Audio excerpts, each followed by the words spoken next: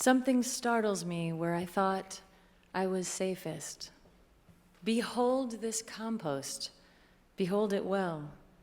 Perhaps every mite has once formed part of a sick person, yet behold, the grass of spring covers the prairies.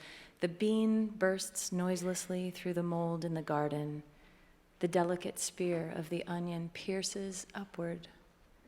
The apple buds cluster together on the apple branches. The resurrection of the wheat appears with pale visage out of its graves. The tinge awakes over the willow tree and the mulberry tree.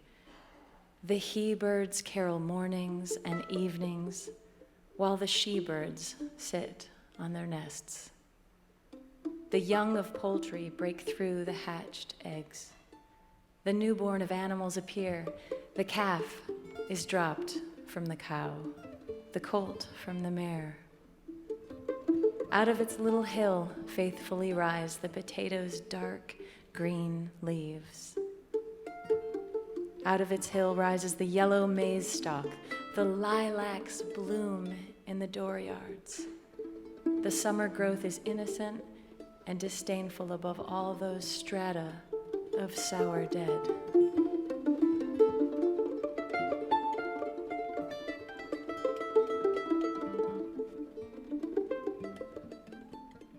Now I am terrified at the earth. It is that calm and patient. It grows such sweet things out of such corruptions. It turns harmless and stainless on its axis, with such endless successions of diseased corpses. It distills such exquisite winds out of such infused fador. It renews with such unwitting looks its prodigal, annual, sumptuous crops. It gives such divine materials to men and accepts such leavings from them at last.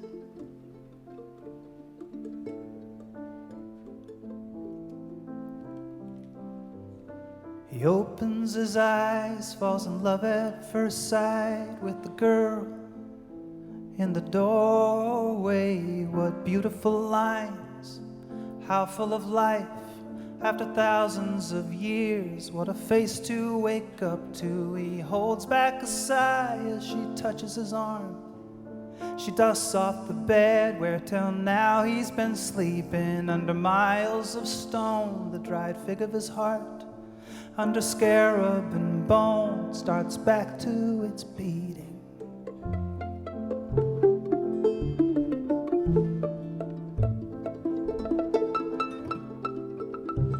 She carries him home in a beautiful boat.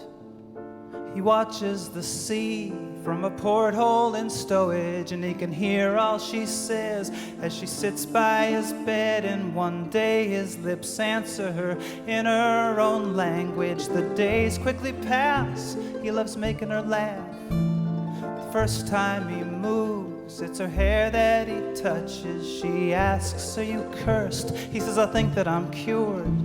Then he talks of the Nile and the girls in bulrushes.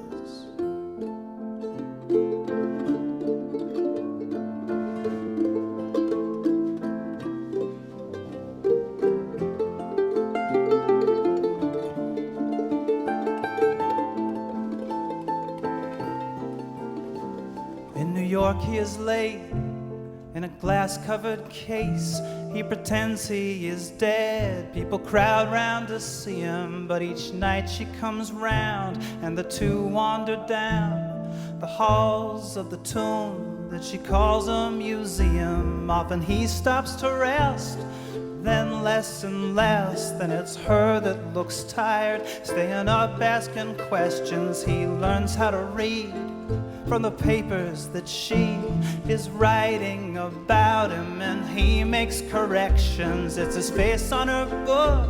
More and more come to look families from Iowa, Upper West Siders. Then one day it's too much. He decides to get up and as chaos ensues, he walks outside to find her. She's using a cane and her face looks too pale, but she's happy to see him. As they walk, he supports her. She asks, are you cursed? But his answer's obscured in a sandstorm of flashbulbs and rowdy reporters.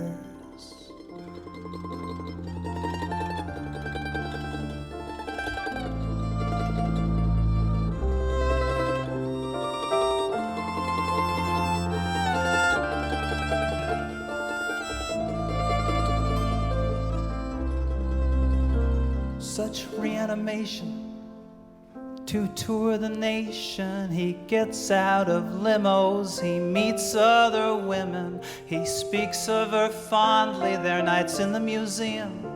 But she's just one more rag now, he's dragging behind him. She stops going out, she just lies there in bed, in hotels and whatever towns they are speaking. Then her face starts to set and her hands start to fold, and one day the dried fig of her heart stops its beating.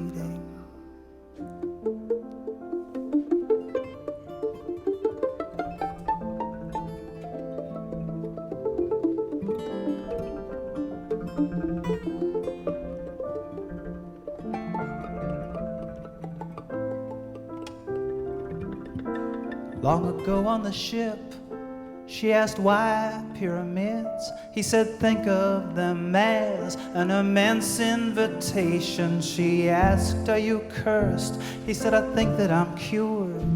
Then he kissed her and hoped that she'd forget that question. That's our show from the Town Hall in New York City.